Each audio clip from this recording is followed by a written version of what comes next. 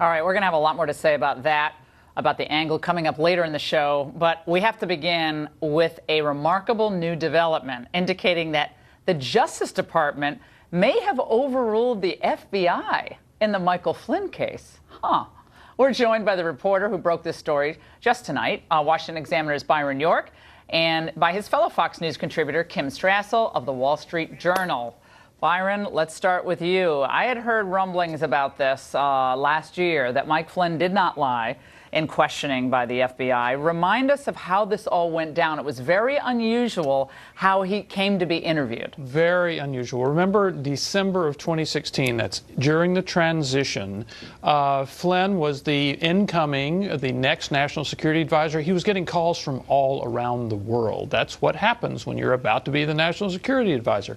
He had a couple of conversations with Sergei Kislyak, the Russian ambassador, and these were wiretapped because we wiretapped the Russian ambassador, which is perfectly reasonable. They talked about sanctions, and somehow the Obama Justice Department became very concerned about this. They convinced themselves that this might be a violation of the Logan Act. You've probably told your viewers about the Logan Act. 200 years old, never successfully prosecuted. They did try to charge two people in the 19th century, but it didn't work. So on this basis, this pretense, they then go to interview Micheal Flynn on January 24th, fourth day on the job in the White House, right?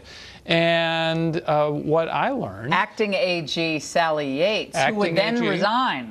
She sends the FBI over to the White House. Exactly. He has no lawyer with him.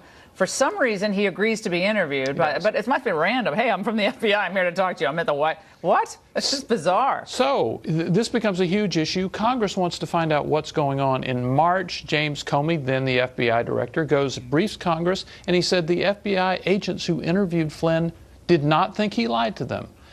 Something happened between then and December 1st when he pleaded guilty to lying in that interview. Kimberly, what's your gut here? They were trying to squeeze Mike Flynn to get at Trump, to try to crack him, and then you'll crack the whole operation. But I had heard that from the beginning, that Mike Flynn didn't lie.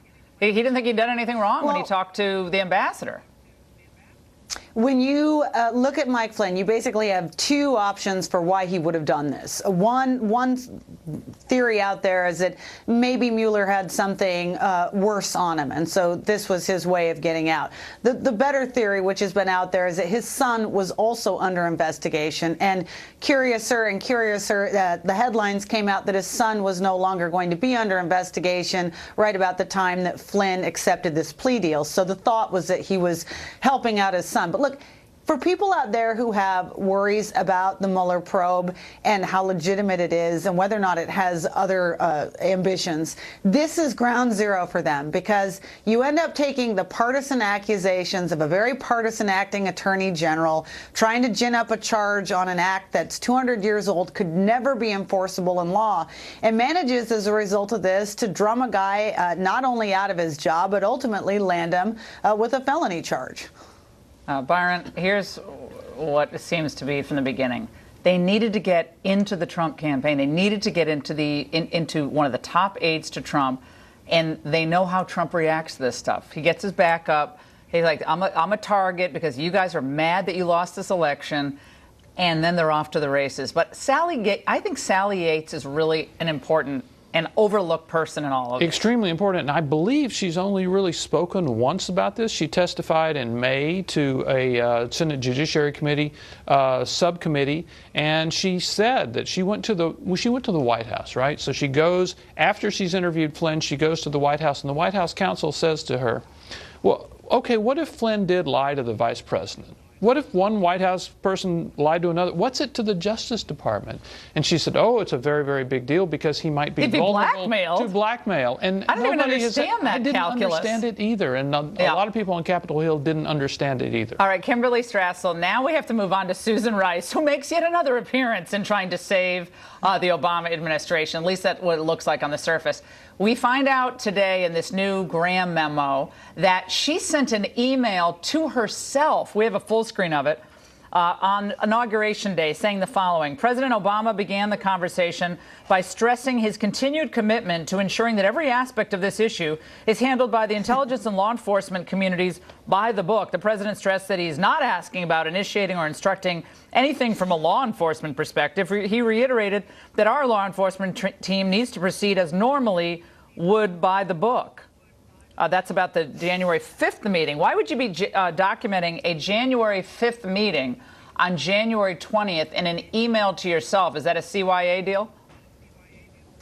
It looks very CYA to me. Can you think of any reason why someone would do this? And by the way, just go back to Susan Rice. Remember, she's got a link to the Flynn issue as well, and that she was involved in unmasking him. And then ultimately, of course, that was illegally leaked to the press, his name.